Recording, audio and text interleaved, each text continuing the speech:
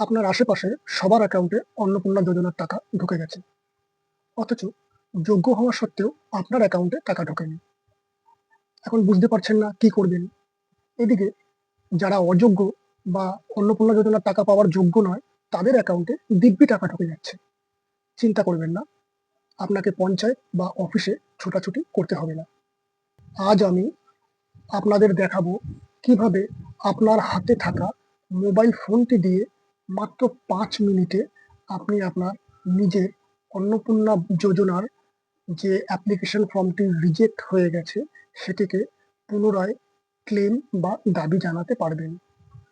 একই সঙ্গে আপনি অযোগ্য যারা ব্যক্তি তাদের বিরুদ্ধে কিভাবে অবজেকশন করবেন সেটাও আমি এই ভিডিওতে দেখাবো।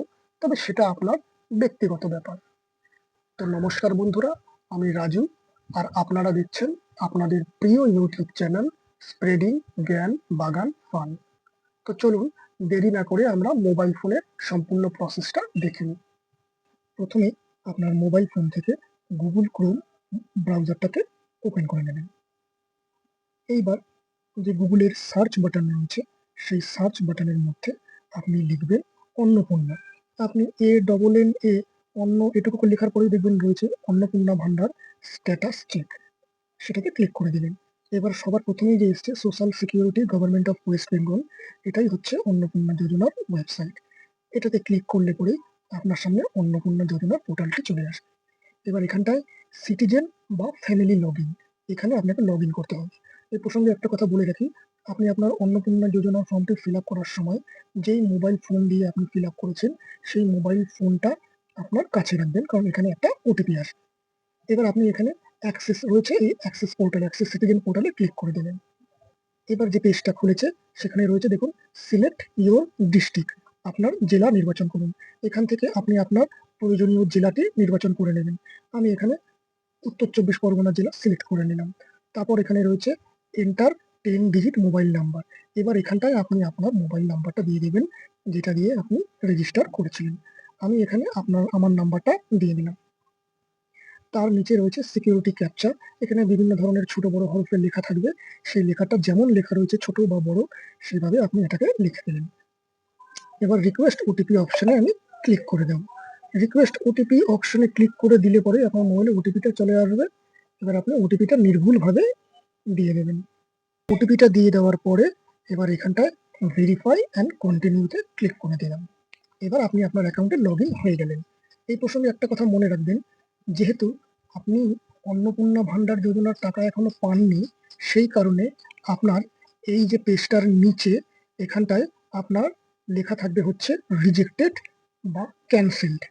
কি কারণে রিজেক্ট বা ক্যান্সেল হয়েছে সে কারণটাও এখানে লেখা থাকবে। এবার আমার এই ফর্মটা যেহেতু এখনো পর্যন্ত আন্ডার প্রসেসে রয়েছে, সেহেতু আমি এখানে আর নতুন করে অবজেকশন বা ক্লেম করতে পারবো না। যদি আপনার এখানে ক্যান্সেল বা রিজেক্টেড অপশন থাকে তাহলেই আপনি ক্লেম করতে পারবেন পুনরায়। ক্লেম করার জন্য দেখুন এইটার উপরেই যে অপশনটা রয়েছে অবজেকশন অ্যান্ড ক্লেম, এই কলামটাতে আপনি ক্লিক করবেন। এইখানে ক্লিক করলে পরেই প্রথমে দেখুন রয়েছে ক্লেম বাই অ্যাপ্লিক্যান্ট, এইখান থেকে আপনাকে ক্লেম করতে হবে।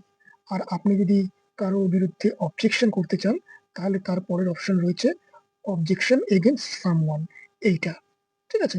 এবার যেহেতু আমি প্রথমে দেখে নিই কি করে আমি ক্লেম করব। এবার এই ক্লেম অপশনটাতে ক্লিক করলাম। এখানে ক্লিক করলে পরে যেহেতু আপনার এই দেখুন অ্যাপ্লিকেশন নাম্বার, আপনার ডিটেইলস সমস্ত কিছু এখানটায় চলে আসবে। এইবার এখানটায় রয়েছে ফ্যামিলি মেম্বার, যে কয়জন মেম্বার রয়েছে পুরো ডিটেইলসটা চলে এসছে। এখানে কিন্তু আপনি আপনার নামটা সিলেক্ট করবেন যিনি অন্নপূর্ণা যোজনার জন্য নথিভুক্ত রয়েছে। এবার আমি এখানে সেটা সিলেক্ট করে দিলাম। সিলেক্ট করার পর এইবার দেখুন প্রথমের যে পেজ ছিল সেখানে আপনার লেখা ছিল যে আপনার যে অন্নপূর্ণা যোজনার ফর্মটা ক্যান্সেল হয়েছে সেটা কি কারণে ক্যান্সেল হয়েছে। সেটা দুটো কারণে ক্যান্সেল হতে পারে। এক হচ্ছে আপনি যদি আপনার কোনো নাম, অ্যাড্রেস বা আধার নাম্বার এই সমস্ত কিছু ভুল দিয়ে থাকেন, সেই কারণে একটা ক্যান্সেল হতে পারে। আর দ্বিতীয়ত আপনি যে সমস্ত টিক মার্কের জায়গাগুলো রয়েছে সেখানে যদি কোনো ভুল টিক মার্ক করে থাকেন সেক্ষেত্রে আপনার ফর্ম ক্যান্সেল হয়ে যেতে পারে। এবার এখানটায় আমি ধরে নিই যে আমি আমার নাম ভুল দিয়েছিলাম বা আধার কার্ডের নাম্বার ভুল দিয়েছিলাম, তাহলে আমি এই অ্যাপ্লিকেশন ডিটেলস ইনকারেক্ট এইটাতে ক্লিক করব। আর যদি মনে হয় যে আমি কোনো ভুল তথ্যে ক্লিক করেছি, যেমন আমার ২ টো রুম রয়েছে, আমি সেখানে ভুল করে ৩ টে রুম ক্লিক করে দিয়েছি। তাহলে এখানটায় নিচের এই অপশনটাতে ক্লিক করব, যেটা wrongly marked as ineligible বা অ্যাপ্লিকেশন রিজেক্টেড এইখানে।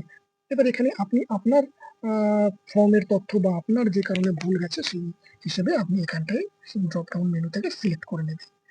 তারপর তার নিচে রয়েছে হচ্ছে রিমার্কস অপশন। এই রিমার্কস অপশনে আপনাকে খুব সহজ করে লিখে দিতে হবে যে আমার ভুলবশত যেই ভুলটা হয়েছে বা যেই ভুল জিনিস আপনি আপলোড করেছেন ভুলবশত, সেটা সহজ ভাষায় এখানে লিখে দিতে হবে। তার নিচে রয়েছে documents in support of clans, upload A file. এবার ধরুন আপনি আপনার আধার নাম্বারটা ভুল দিয়ে দিয়েছিলেন, ঠিক আছে, বা আপনার নামের কোনো অক্ষর ভুল দিয়ে দিয়েছিলেন, তাহলে আপনার আধার কার্ডের যে কপিটা, আধার কার্ডের যে ফটো তুলে সেই ফাইলটা এখানে আপলোড করতে হবে। এই প্রসঙ্গে একটা কথা বলে রাখি, এখানটায় যে ফাইলটা আপনি আপলোড করবেন আপনার আধার কার্ডের, সেই ফাইলটার সাইজ কিন্তু 50 কেবি থেকে 200 কেবির মধ্যে হতে হবে। এবার দেখুন ন্যাচারালি এখনকার মোবাইল ফোন থেকে যে কোনো ফটো তুললে পরে সেই ফটোর সাইজ বা সেই ডকুমেন্টসের সাইজ কিন্তু 3 থেকে 4 এমবি হয়ে যায়। সেটা কিন্তু এখানে দিলে আপনার আপলোড হবে না, আপলোডটা ক্যান্সেল হয়ে যাবে। তো সেই ফাইলের সাইজটা আপনি কিভাবে কমাবেন সেটা যদি এখন আমি আপনাকে এই ভিডিওতে দেখিয়ে দিই, তাহলে কিন্তু ভিডিওটা অনেক বেশি লং হয়ে যাবে। আর সেই ভিডিওর লিঙ্কটা আমি এখন এই যে উপরে দিয়ে দিচ্ছি, এই লিঙ্কে ক্লিক করে আপনি দেখে নেবেন যে কি করে আপনি 3-4 এমবির ফাইল যে বা 3-4 এমবির ডকুমেন্ট গুলো যে মোবাইল ফোন থেকে তুলে সেটার কোয়ালিটি নষ্ট না করে কি করে এটাকে 50 থেকে 200 কেবির মধ্যে আনা যায় সেটা আপনি এখানে দেখে নেবেন, ঠিক আছে। এবার এখানে ফাইলটা আপলোড করার পর আপনি এখানে সাবমিট বা ক্লেম এই অপশনে ক্লিক করলে পরে আপনার সাবমিট হয়ে যাবে ক্লেমটা। তারপর আপনার অ্যাকাউন্টে টাকা ঢোকা শুরু হবে অফিসারদের এনকোয়ারি করার পর।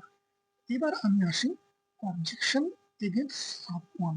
আপনি যদি কারো বিরুদ্ধে অবজেকশন করতে চান, কোনো অযোগ্য ব্যক্তি বা অযোগ্য কেউ তারা যদি অন্নপূর্ণা যোজনা ফর্ম বা অন্নপূর্ণা যোজনার টাকা পেয়ে থাকে, তো এখানে ক্লিক করবেন।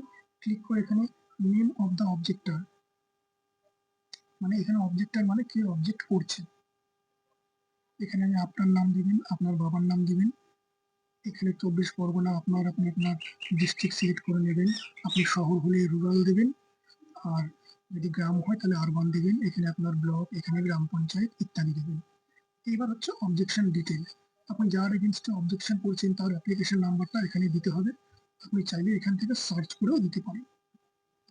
এইবার যে আপনি যে অবজেকশন দিচ্ছেন সেই অবজেকশনটা কি কারণে দিচ্ছেন সেই সমস্ত এই কলামগুলো এখান থেকে আপনাকে সিলেক্ট করতে হবে।